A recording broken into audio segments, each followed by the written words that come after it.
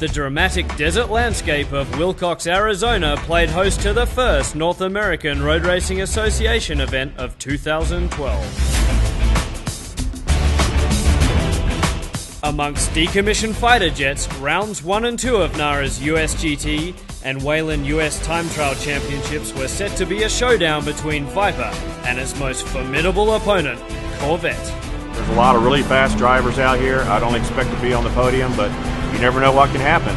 And happen it did. There was plenty of action and drama from the get-go, with big names in the USGTC experiencing big problems. Indy's technical 2.55 mile configuration proving extremely challenging for the drivers, and their equipment paid the price. 2011 GT1 champ Jim Stout crashed out hard in Saturday morning practice. Only 20 laps into their weekend, the Corvette of Speed South's Tom and David Leonard expired with terminal engine issues, while a mysterious misfire in Sonny Whalen's Vette resulted in an early engine change. Well, we came here with a brand new, fresh motor in the car, and we've got an electronic gremlin that we can't find. We've changed about everything that we can. There's a few sensors that are almost impossible to get at inside, so we decided to just swap back to another proven engine. So that's what we're doing.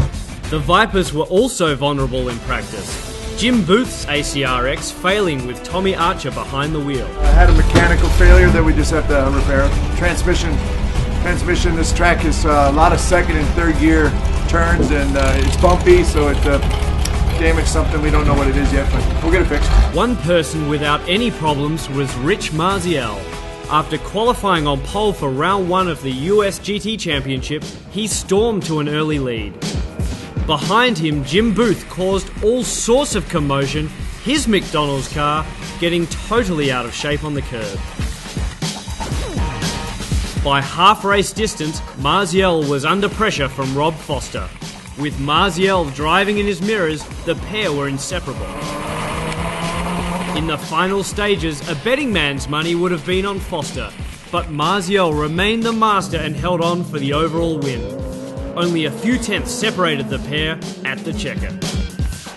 Third home in his first ever USGT race was McDonald's man Jim Booth. You know, I had the best time of my life racing with a buddy, nose to tail, lap after lap, and if I had to do all over again, I'd still be in front of him. You know, it was tight up here. This track's very difficult, even if I would have had it in something more, which I didn't.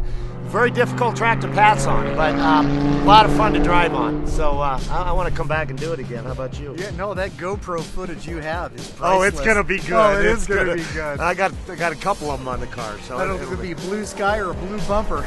I had the unique privilege of not looking at the back of one car, but 2 cars.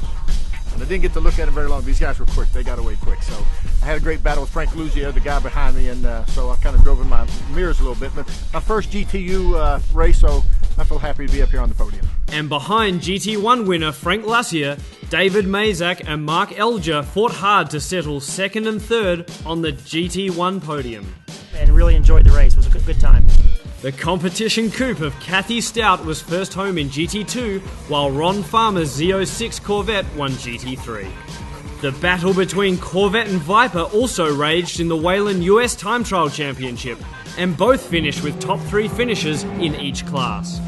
But only one would lay claim to the outright fastest lap around Inde Motorsports Ranch. All eyes were on the TT1 Corvette of Troy Messer and Mark Elger's TT Unlimited Viper. The pair were separated by the smallest of margins the entire weekend. On Saturday, just half a tenth gave Elger and Viper the overall fastest lap with a 1:39.6. He took the Unlimited class win from Corvette driver Gary Felton and Arizona native Jeff Bolden. Meanwhile, Troy Messer blitzed the TT1 field with help from his son TJ, who suffers from cerebral palsy. NARRA changed the rules so TJ could co-drive with his father throughout Friday's sessions, and it worked. Messer's Vette a staggering 6 seconds clear of the Viper Comp coupes of George McDonald and Michael Greenberg. Oh, it's a good day. I love this track, by the way. It's an absolutely great track to play on. I don't know, good day, good weather, fast track. I'd like to be faster, and I'll try for that tomorrow. With so much racing going on in the world, you'd have to be a four-headed monster to keep up with it all. Luckily, we have that. Join Peter Keene, Bill Wood, Errol Tucker, and their guest driver analysts each week for an opinionated look at the news coming out of the racing world. Remember, it's GoRacingTV.com for all your racing and video needs.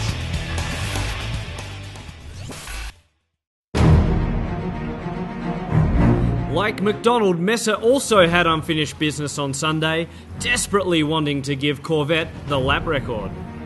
While Elger sat out the first session, Messer threw down the gauntlet with a 1:41.3, but backmarkers had compromised his hot lap and he was half a second off Saturday's best. Heading into the second session, McDonald still wanted to prove a point.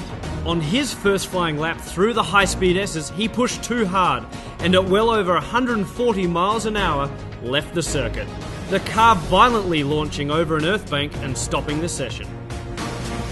When it restarted, Elger found clear track to turn a 1:39.3, but Messer responded with a stellar lap to claim the record at 1:39.2.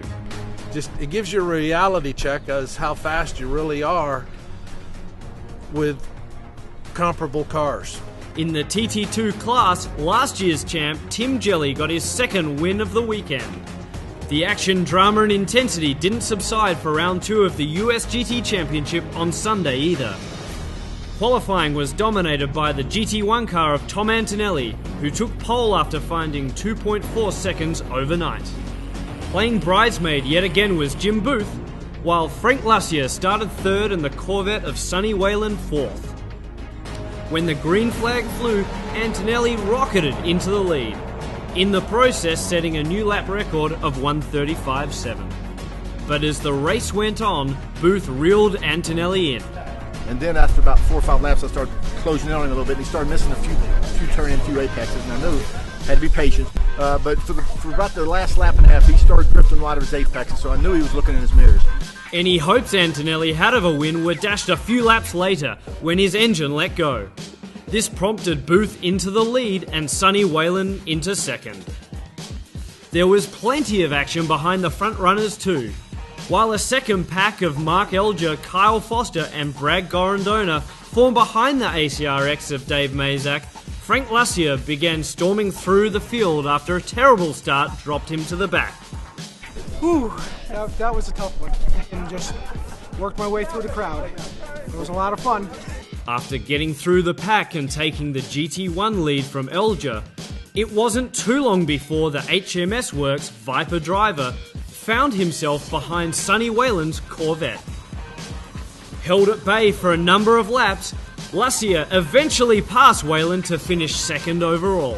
I expected that I was going to stay up front and have a battle for first place. I didn't expect to be working my way from the back all the way up to the front. It seemed very technical and tough, and by the end of the weekend here, I'll tell you, it was really a tough track that helped me learn a lot about the car and car control.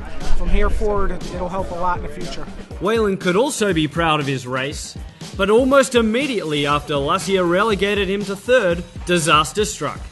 We had an issue with power steering fluid, high pressure line broke and started squirting fluid all over the left front tire. So I noticed at first in braking, the pedal was getting a little longer, and just because I was having to put more pressure on to get the same effect because the left tire wasn't doing as much work.